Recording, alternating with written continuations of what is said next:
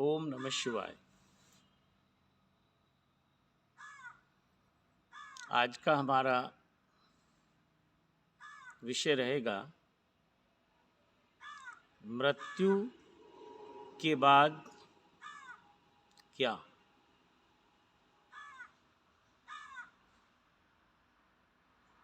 ये हर साधक को अपने आप से पूछते रहना चाहिए कि मृत्यु के बाद क्या। जब आप इसको पूछना शुरू करेंगे, इसे एक मंत्र बना लो। जब याद आ जाए एक मंत्र बना लो कि मृत्यु के बाद क्या। रेगुलर इसका चिंतन कि मृत्यु के बाद क्या।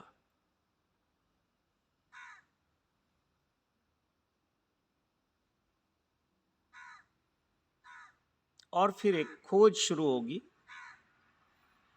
एक सत्य की यात्रा शुरू होगी।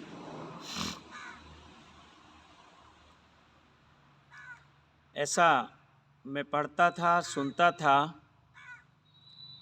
कि इस जगत में अगर सत्य है तो मृत्यु है। मृत्यु जो है वो सत्य है।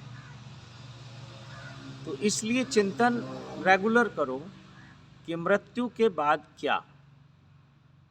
और ये मैंने अनुभव किया कि ये आध्यात्मिक जगत के द्वारा बोला गया सबसे बड़ा झूठ है। मृत्यु जो शब्द है, ये अगर पंडितों ने या पुरोहितों ने या जिसने उसके आगे खोज नहीं की कि मृत्यु के बाद क्या है, तो उन्होंने इसे यहीं समाप्त मान लिया। और मृत्यु के बाद का जो भी खेल है वो किसी को नहीं पता,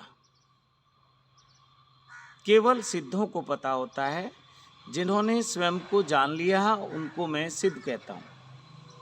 मेरे सिद्ध की परिभाषा अलग है, आपके सिद्ध की परिभाषा है जिसके पास सिद्धियां हैं। तो सबसे बड़ी सिद्धि जो होती है वो स्वयं की सिद्धि होती है, आत्म सिद्धि होती है। तो जिसने आत्मा को जान लिया उसके पास सब सिद्धियां अपने आप दौड़ी चली आती हैं। जैसे कहानी है कि भगवान बुद्ध को जब ज्ञान प्राप्त हुआ तो सभी देवी देवता उनके दर्शन करने आए, उनको नमस्कार करने आए। यहाँ तक कि अंत में महादेव को भी देवताओं की प्रार्थना के वश आना पड़ा।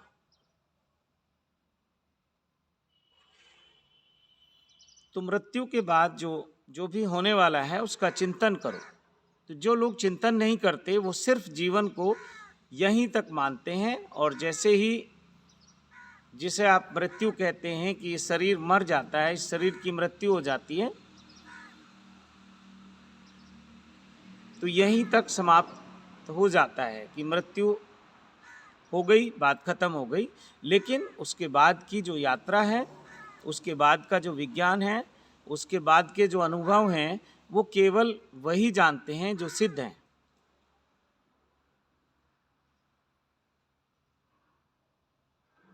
तो ये एक बहुत बड़ी साधना आपके लिए बन सकती है कि बार बार पूछते रहें कि मृत्यु के बाद क्या। वैसे तो पूछना चाहिए कि जो हमारा आना हुआ है इस जगत में, हम कहाँ से आए। माता पिता के गर्भ में जब हम आए तो कहाँ से आए, और जब हम यहाँ से जाएंगे तो कहाँ जाएंगे। ये दो सवाल, कहाँ से हम आए हैं और कहाँ हम जाएंगे।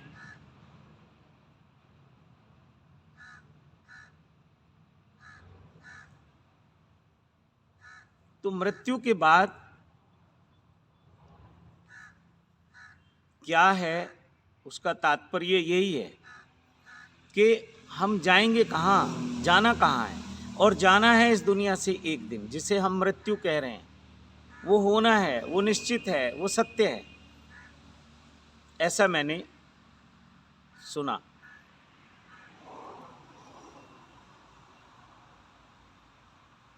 अब वो किस समय होनी है, कब होनी है, ये किसी को नहीं पता।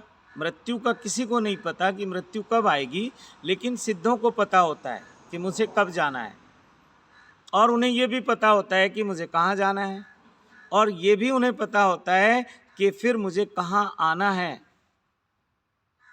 किस कार्य के लिए आना है। वरना तो मैक्सिमम जो लोग हैं वो कहाँ जाना है उनको पता नहीं है, कहाँ से आए हैं उनको पता नहीं है, यहाँ किस लिए आए हैं उनको पता नहीं है, यहाँ क्या करना है उनको ये भी उनको नहीं पता है। कभी किसी के पीछे लग जाते हैं, कभी किसी के पीछे लग जाते हैं। धर्म गुरुओं के पीछे लगना समझो एक तरह से भटकना है। यात्रा ये स्वयं की है, अकेले की है। ये धर्म गुरुओं की भीड़ इकट्ठी कर लेना या उस भीड़ का हिस्सा बन जाना, या इस बात से उस संत को कुछ आप अपने से विशेष मानने लगें कि उनके पास भीड़ है। अरे जहाँ जहाँ भीड़ है आप समझना कि भेड़ों की भीड़ है, और जिसने इस भीड़ को इकट्ठा किया वो क्या है आप खुद सोचो। उसका स्तर क्या है, उसकी सोच क्या है, उसकी समझ क्या है, वो क्यों लोगों को इकट्ठा कर रहा है। ये समूह का समूह कभी भी इस यात्रा पे नहीं जा सकता। लाखों में कोई एक व्यक्ति निकलता है जिसे ये चिंतन होता है कि जाना कहाँ है और कहाँ से आए हैं, और आपको ना तो ये पता कि कहाँ से आए हैं और ना ये पता कि कहाँ जाना है।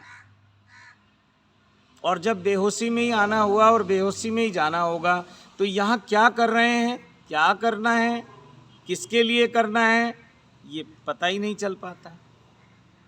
कभी इस दौड़ में, कभी उस दौड़ में, कभी इस दौड़ में, कभी उस दौड़ में, और ये दौड़ते दौड़ते हम इन संत महात्माओं के पीछे, धर्म गुरुओं के पीछे दौड़ने लगते हैं। वहाँ एक भीड़ इकट्ठी हो जाती है, आपकी संभावना समाप्त हो जाती है। जैसे ही आप भीड़ का हिस्सा होते हैं, कोई साधक अगर भीड़ का हिस्सा हुआ तो उसकी यात्रा वहाँ रुक जाती है। फिर वो और जो खेल चलते हैं उसमें उलझ जाता है। इसलिए महापुरुषों ने कहा है कि सावधान रहना है तो गुरुओं से सावधान रहना,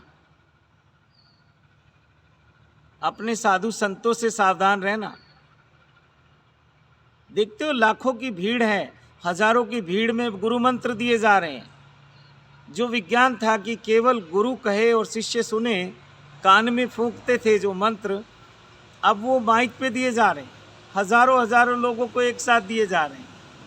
तो आप चिंतन करो कि आप कहाँ जा रहे हो, किसका हिस्सा हो, किस गैंग में आप शामिल हो गए।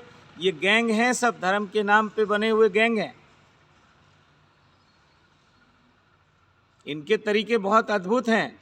ये इतने प्यार से निकाल लेते हैं आपकी जेब से कि आपको पता भी नहीं चलता, और देते भी अपने हाथ से ही हो। तो ये कला है, ये बहुत बड़े कलाकार हैं। तो खैर बस अपनी बात को विराम दूंगा। 2 बातों को सूत्र बना लो कि कहाँ से आए हैं पूछो अपने आप से, और कहाँ जाना है पूछो अपने आप से। और जब ये लगे कि मृत्यु हो जाएगी, नहीं, वहाँ यात्रा रुकेगी नहीं। अब सोचो, चिंतन करो, मनन करो, पूछो, उसके लिए कुछ प्रयास करो, प्रक्रियाएं करो, साधनाएं करो, जो भी करना है करो, जो कोई बताए करो, लेकिन अपने समझ और विवेक से करो कि मृत्यु के बाद क्या। तो इसी के साथ वाणी को विराम देता हूँ। आप सबको नमन करता हूँ, प्रणाम करता हूँ। मेरे महादेव के कोटि कोटि आशीर्वाद देता हूँ, और आप सबको सत्यम शिवम सुंदरम के मार्ग पे चलने के लिए आपका आह्वान करता हूँ। अगर कोई साधक मेरे साथ रह के साधना करना चाहता है तो उसका स्वागत करता हूँ। ये नए साल की सौगात है, लेकिन ये होगा मेरी शर्तों पे। अगर मेरे साथ रहना है तो मेरी शर्तों पे रहना होगा। और जब कभी मैं आपके पास आऊं तो मैं आपकी शर्तों पे रहूंगा आपके घर में। इसलिए मैं अब आपके घरों से दूर ही रहता हूं। तो जो भी मित्र साधना करना चाहते हैं, सत्यम शिवम सुंदरम के मार्ग पे चलना चाहते हैं, उनका स्वागत है। शिव कृपा योग उनका स्वागत करता है। सेंटर के नंबर पे आप बात करें, संपर्क करें। तो इसी के साथ आपके लिए महादेव से प्रार्थना करता हूँ, महादेवी से प्रार्थना करता हूँ।